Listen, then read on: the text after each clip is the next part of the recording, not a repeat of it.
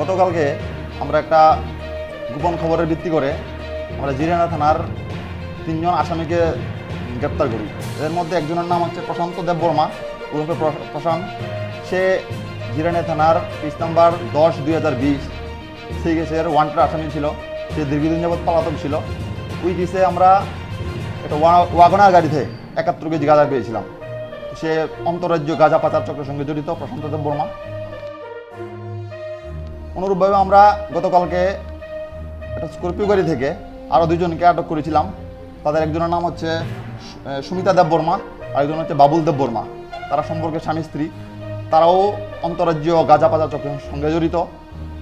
জিরানিয়া থানাতে case number 21/2021 ওই কেসে আমরা একটা ট্রাকের চাকা থেকে কিছু গাঁজা উদ্ধার করেছিলাম এবং ওই বাবুল দেববর্মা এবং সুমিতা দেববর্মা ওই গাঁজা চক্রের সঙ্গে জড়িত ছিল। তাদেরকে আমরা কোর্টে প্রেরণ করবো আজকে এবং আমরা 4 দিনের পুলিশ রিমান্ড প্রেয়ার করেছি কোর্টের কাছে।